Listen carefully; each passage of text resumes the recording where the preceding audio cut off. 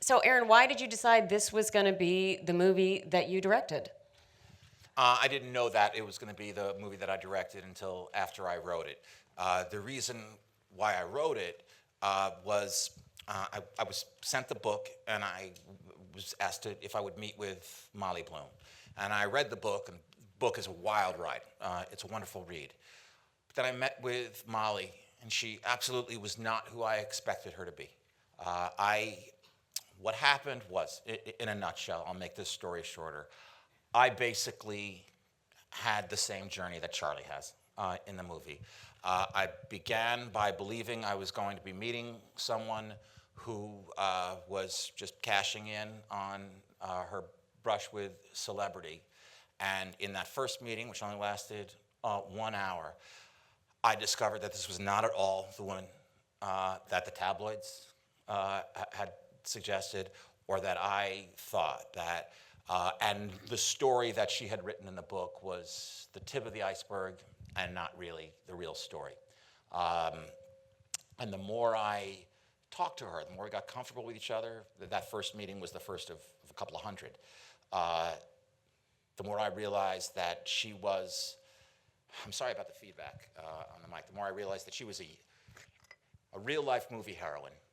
And an uncommon one found in an uncommon place. You don't expect that you're going to find someone with this kind of integrity, with this kind of character, in a story about running underground poker games in Hollywood. But that is who she is. She's remarkable. And after just that first meeting, I walked away knowing this is going to be the next thing I write. I was supposed to write something else. I put it aside, and I just began chasing this. I had this feeling about it. Ultimately, the reason why I did decide to direct it was that I knew that there was a gravitational pull with this story. There were other versions of this story available if you want them. That there's low-hanging fruit here, that you could go after the shiny objects in the story and say, let's just make it about the decadence and the glamour and the money and the sex and the Hollywood stars. And the story that I wanted to do was more emotional than that. It was different than that. It didn't quite stay in its lane. It would move around. And that's why I ended up directing. Jessica, you met Molly. What kinds of things did you glean from talking to her that were helpful to you in creating your performance?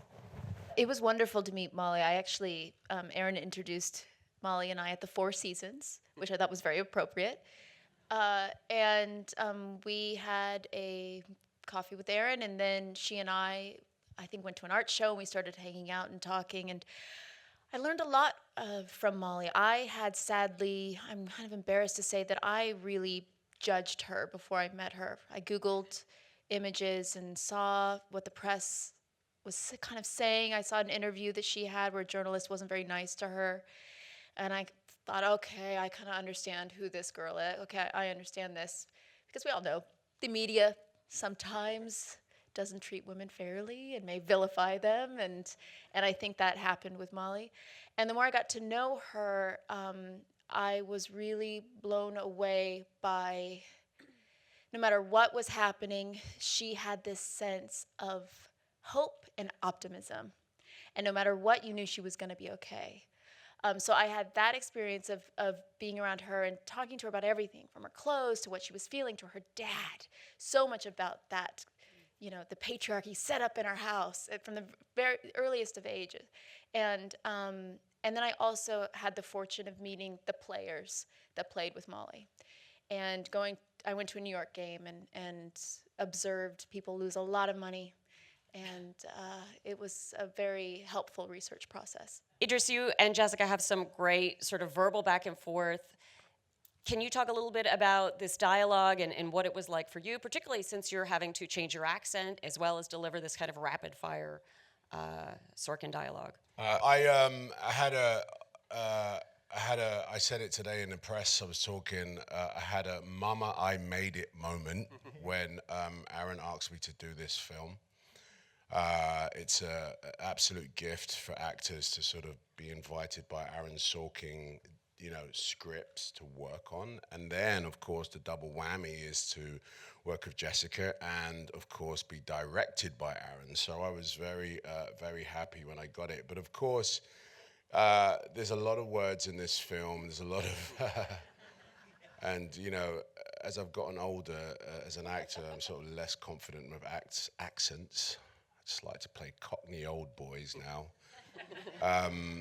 But the truth is that I was very fortunate to have the guidance of Aaron, especially with Charlie Jaffe, because of the nature of the Molly Jaffe scenes in the film. They are a spine, and they're also an indication of timeline for the audience, so the audience get a chance to check in where they are with the story, with the scenes, as Jessica and Idris were getting to know each other in these scenes, but Molly and Charlie. So I basically got this opportunity to sort of, understand who Charlie is as Charlie was understanding who he was in the story. And the fortunate thing is that we had 10 days to do all of our scenes because of the bottleneck of the schedule. But it was fantastic. I tell you what, I'm not lying. We used to show up. Jessica and I would show up, and Aaron wanted us to just show the crew what we were shooting today, which was 10 pages. And so, Jessica and I did open theater. Everyone sat down with their coffees and their croissants, and they watched us futz through these scenes in the morning, which was just an amazing experience for filmmakers. We were all sort of students in a college dorm, just sort of working on words written by the great Aaron Sorkin. But then ultimately we got this opportunity to start to carve out the emotional, journey. We knew the words. We had the emails from Aaron. Memorize the words. We got all that. But the truth is that Jessica and I got to, play with the emotion. I got to sort of practice my accent, which meant pretending to be Aaron, and that was it. Charlotta, how did you create visuals that would keep up with these words? I mean, the dialogue moves so rapidly. How did you sort of create the world that we would see alongside the sounds we're hearing? That was a challenge, and I have to say, especially for those 10 first days where we had to cover like 8 pages and create. Luckily, the everything in Charlie's office were dialogue, and we didn't need quite as many shots as we did when we did the poker games. But for the overall movie, it was one of the first things Aaron, when I met, also at Four Seasons, where I think Aaron has his meetings. When I met Aaron, he said the first thing is like, I can't sleep it. We just like, how on earth are we going to, like, it's so many.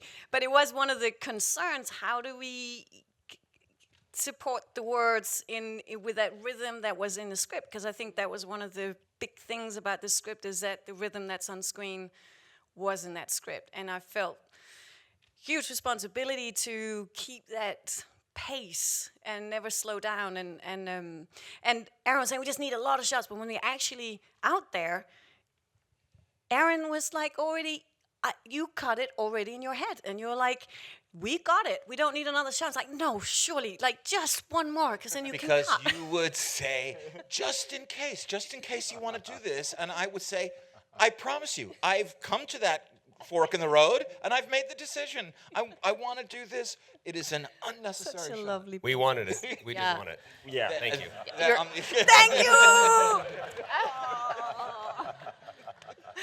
Your editors were nodding as Charlotta was talking. I mean, guys, tell me about cutting again to this tempo.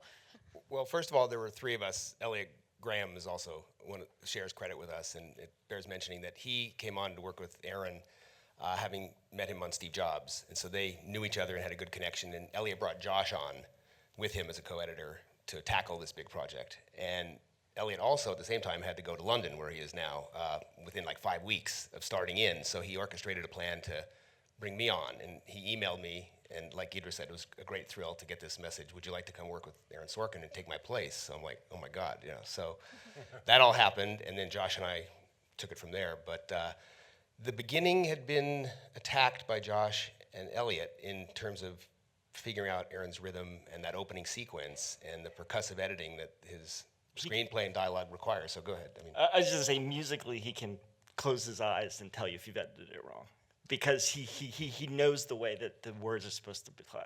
So that's was great, is that the whole editing process was about rhythm and about pacing and about, also because there's so much voiceover in the movie, visualizing the voiceover, finding ways, clever ways, which allowed us to be bold, I think. And then he could choose the things where we went too far. Here's another idea. It was a big experiment, I think. but Aaron always encouraged us to accelerate and overlap and keep moving it fast, as Idris and Jessica did when they performed the scenes. We kept going further and further. Thank you so much, Thank everyone. you very Thank much. you, guys. And thank you all very much.